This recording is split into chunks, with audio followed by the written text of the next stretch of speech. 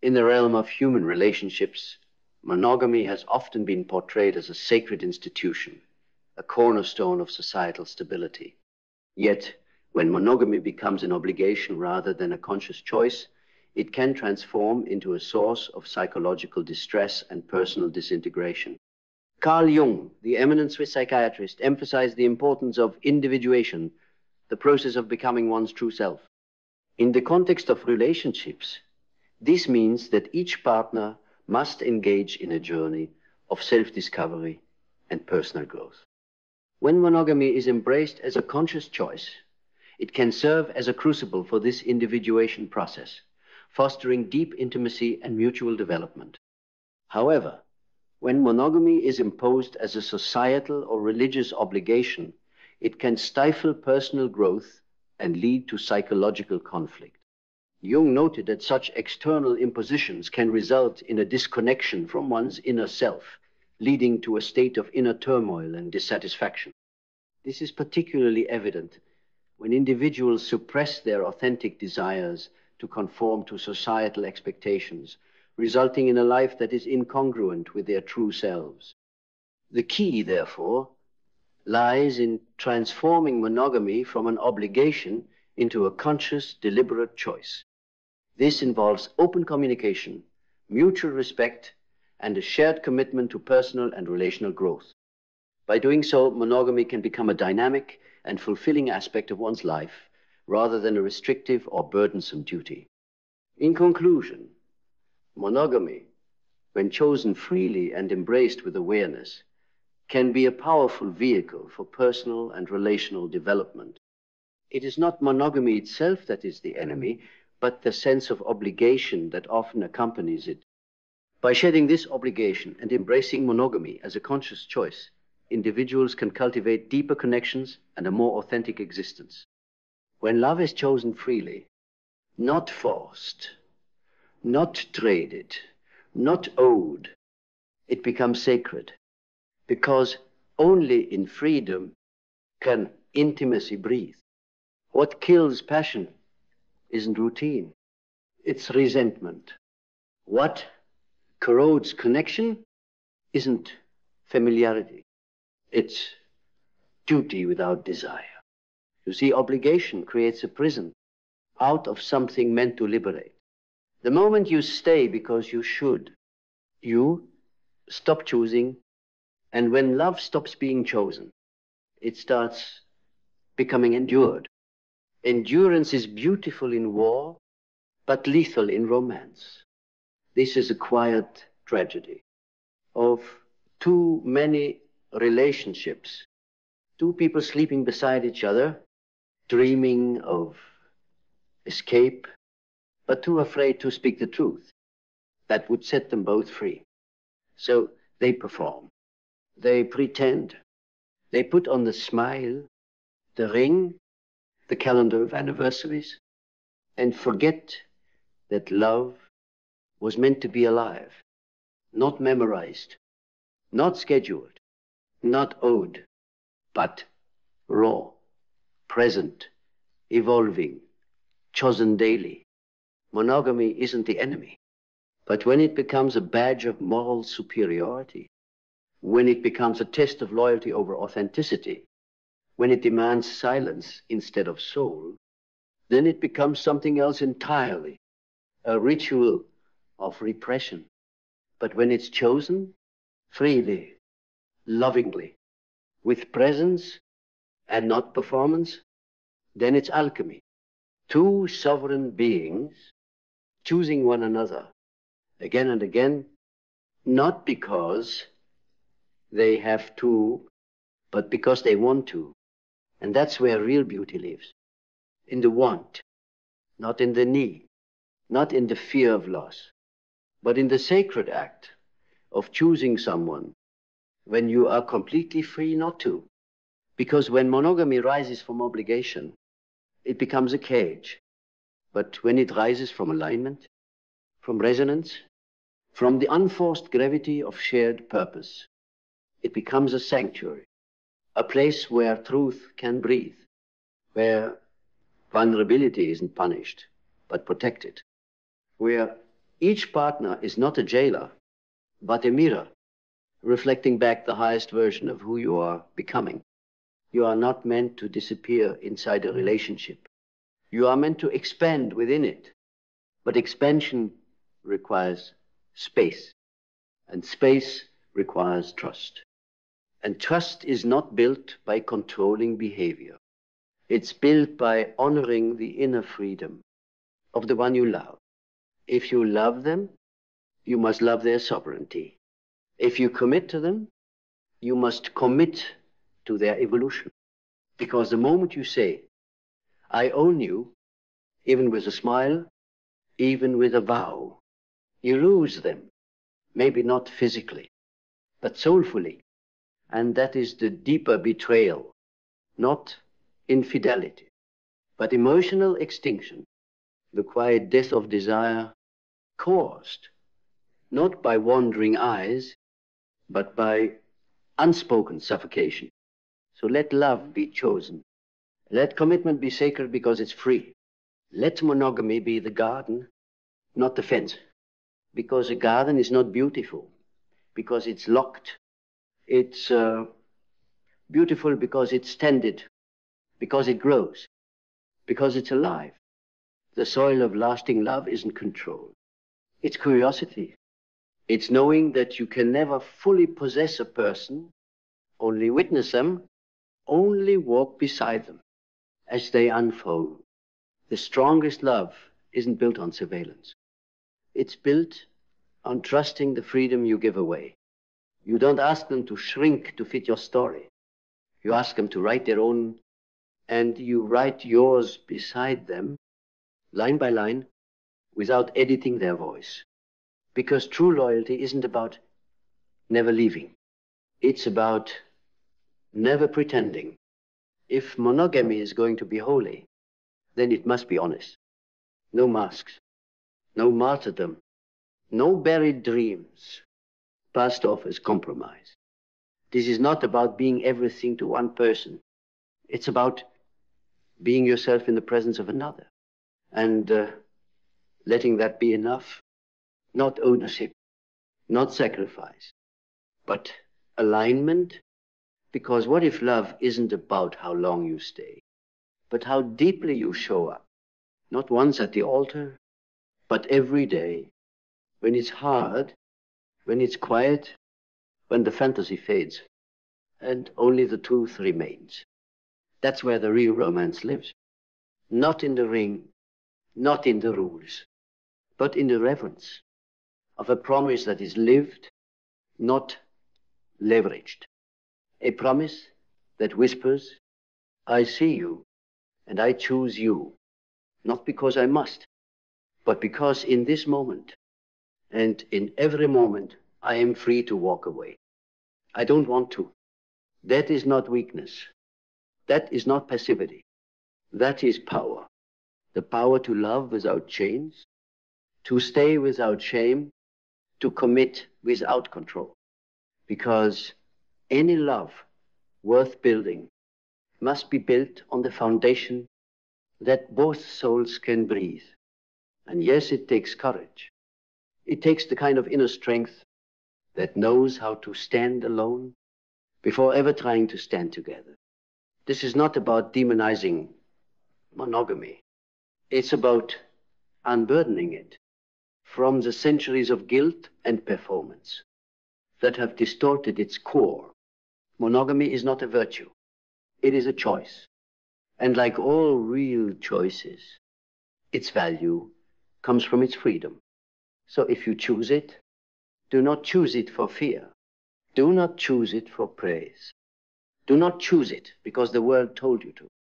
Choose it because when you look at this person with all their edges, with all their flaws, with all their endless becoming, you feel your soul say, here, now, yes. And know this, that yes is only real when no is allowed. Anything less is not love. It's programming. But when it's real, when it's rooted, when it's free, then monogamy becomes not a box, but a cathedral. A cathedral not built of stone, but of presence, of late night truths, whispered in vulnerability, of small, silent acts of devotion no one else will ever see, of choosing to stay, not because you're afraid to leave, but because every time you arrive at yourself more fully, you still want to share that version of you with them. This is what obligation could never touch, because obligation is heavy, but reverence is weightless. It floats between two hearts, like a sacred breath, not owned, not controlled, just honored. And so you strip away the false ideals, the cultural scripts, the religious expectations, the inherited guilt. You burn them all until what remains is this: two people, naked in truth, choosing, not chaining, growing, not guarding, free, not fearful. And because of that freedom, faithful, not out of fear, not out of shame, but because when your soul is fed, you don't crave escape. You crave depth. And that's the paradox most never see. When love is chosen freely, when it's born from inner alignment, when no one is punished for changing, that's when it becomes unshakable.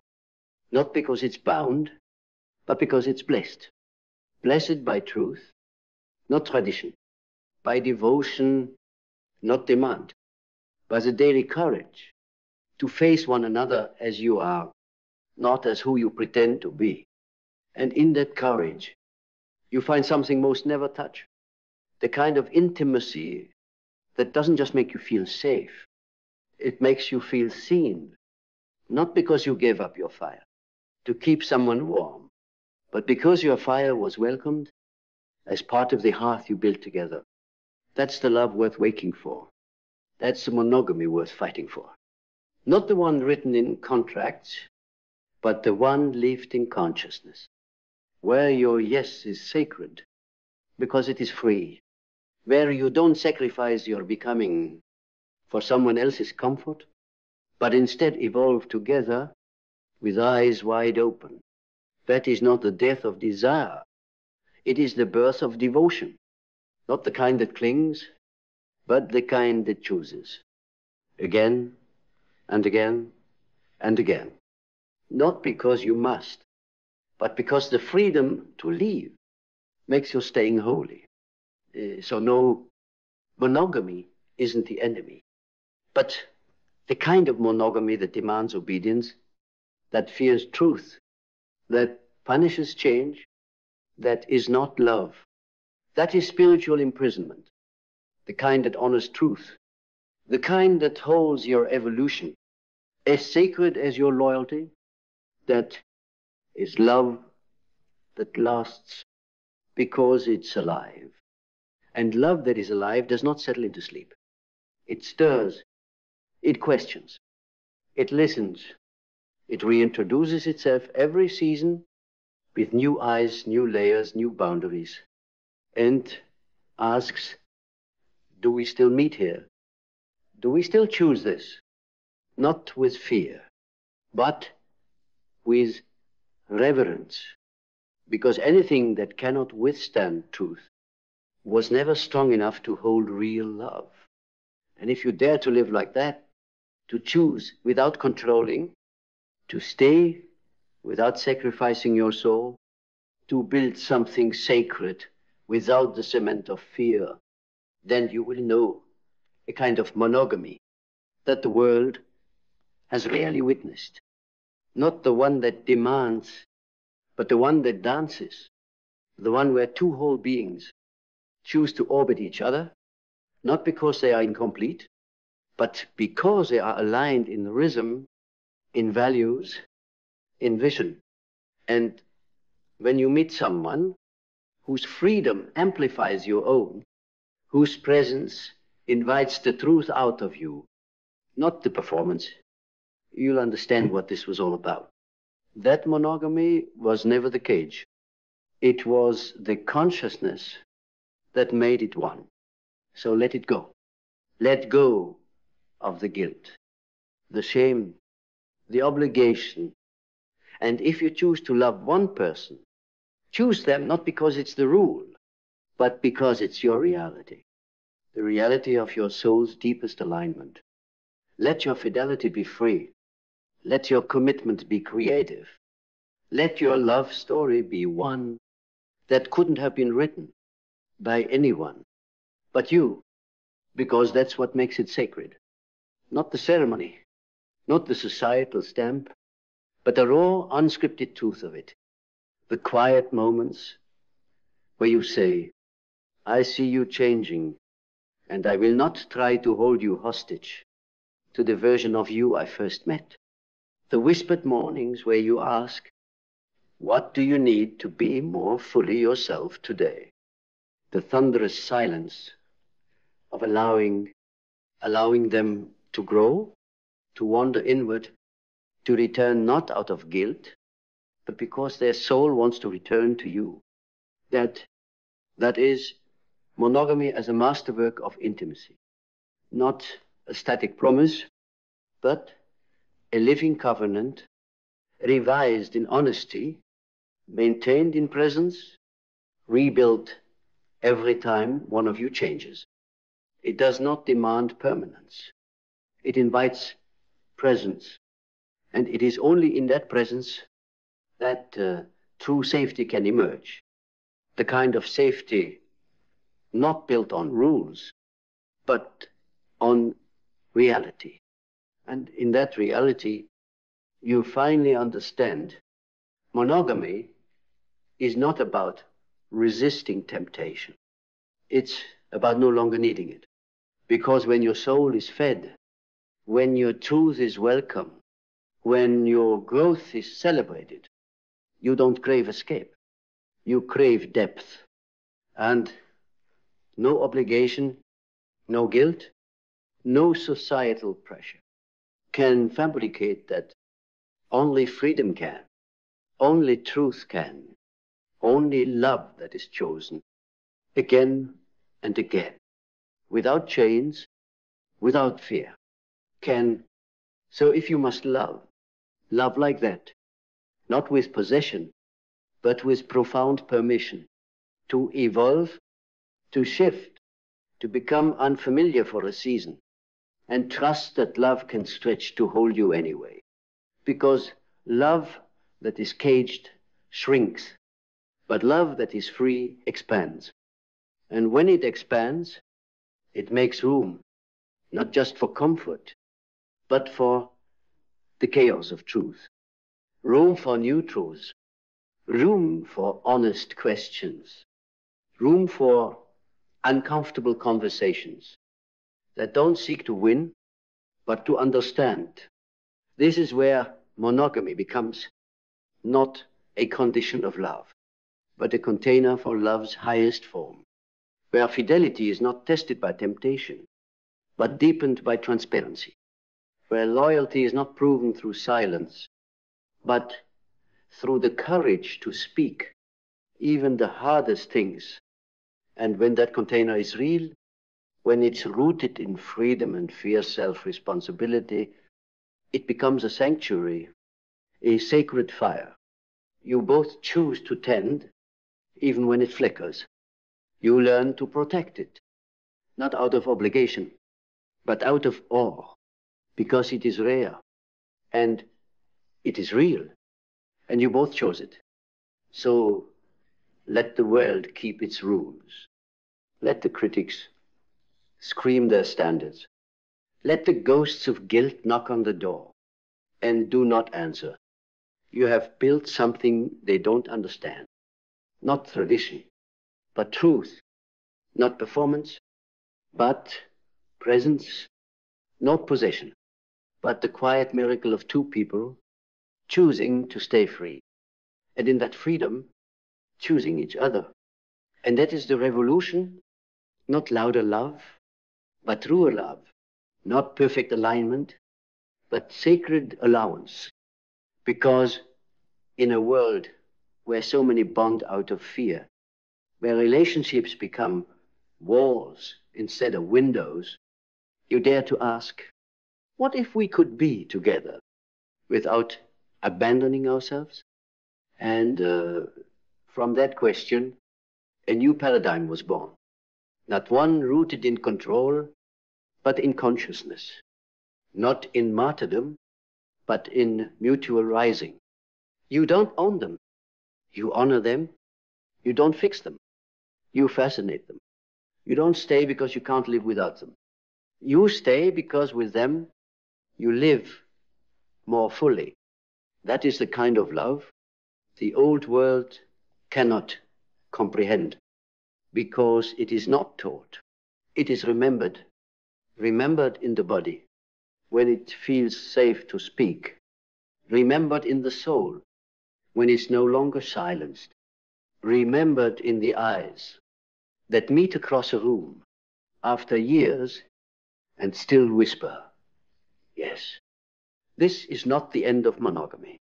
It is its rebirth, a return to devotion without distortion, commitment without control, love without loss of self.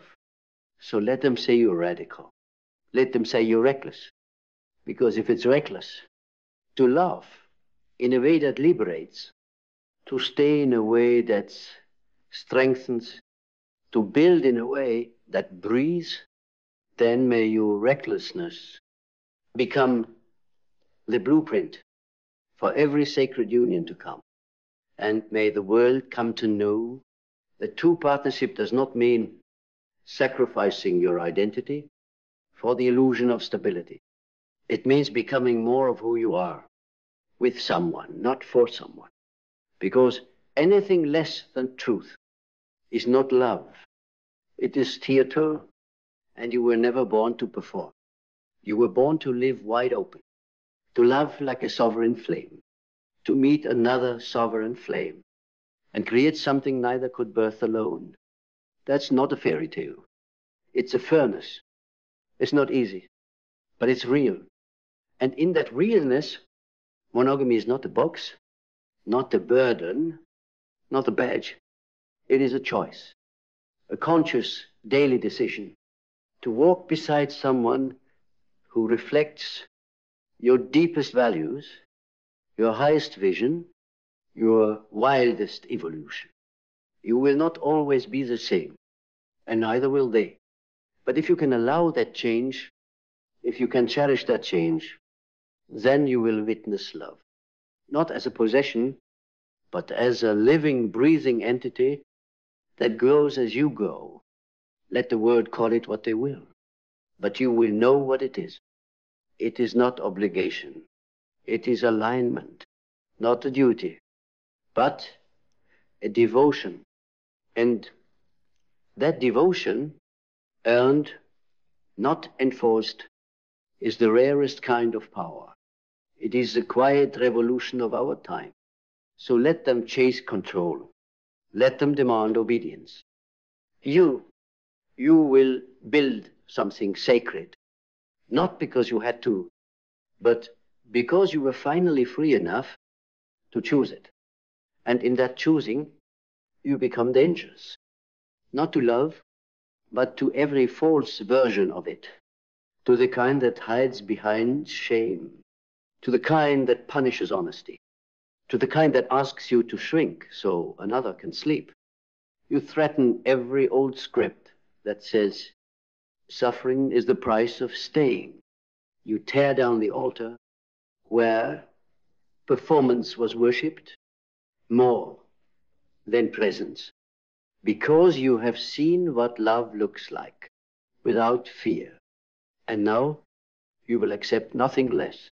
You've realized that the most radical thing you can do is not love with conditions, not commit with contracts, but to meet someone soul to soul and say, I am here, not because I need you to complete me, but because in your presence, I do not have to abandon me. And that, more than anything, is the rebirth of sacred union, where fidelity is not a prison, but a practice, where devotion is not demanded, but discovered, and where love is not endured, but embodied. So let this be your vow, not to conform, but to create, to build a monogamy that breathes, that listens, that makes room for mystery, that evolves as you evolve, and that refuses to let tradition suffocate truth, because the only love worth choosing is the one that makes you more whole, not more obedient. Choose that, tend that, and let every step forward be a reminder. Monogamy was never the enemy, but forgetting why you chose it. Always was. So as you walk away from the noise, the inherited narratives, the ancient fears, the well-meaning advice soaked in suppression, you walk into a deeper clarity. You begin to see that love, in its purest form, asks not for perfection, but for presence. It demands not that you fit the mold, but that you break it in honor of something real. When you stand beside someone who chooses you freely, without clinging, without coercion, but with open palms and unwavering eyes, you know that you found not a role to play, but a reality to build. One where loyalty is not a leash, but a lifeline. Where partnership is not performance, but a path, a sacred, ever unfolding path, where two beings don't walk in each other's shadows, but rise in each other's light. This is not love for the faint of heart. This is not love for those who worship rules over resonance. This is the love that dares to dismantle everything artificial just to touch something authentic. And if you've made it this far, if your soul has stirred in the fire of these words, then you already know you weren't born to obey a script. You were born to write a story, a sacred, sovereign, soul-led story, where love is not tamed, but transcendent. Choose that, honor that, and never apologize for building a love the world was never taught to understand. So here we are, not at the end, but at the beginning of something far more powerful, a kind of love that does not seek to possess, but to witness, a kind of commitment that is not enforced by fear, but ignited by freedom. You no longer need to prove your loyalty by how much of yourself you sacrifice. You prove it by how fully you show up as you are. And when someone meets you there, raw, whole, alive, with no chains, no scripts, no shame, you will know this is not bondage. This is not obligation. This is not survival. This is reverent, wild, holy love. The kind only born when you are finally free, enough to choose it. So go, break the old vows that were never yours, and write your own, not with ink, but with integrity. Let your love be the revolution. Let your presence be the truth. Let your freedom be the invitation to a world still learning what love truly means. And above all, never again confuse endurance with devotion, because the heart was never made to be caged. It was made to burn.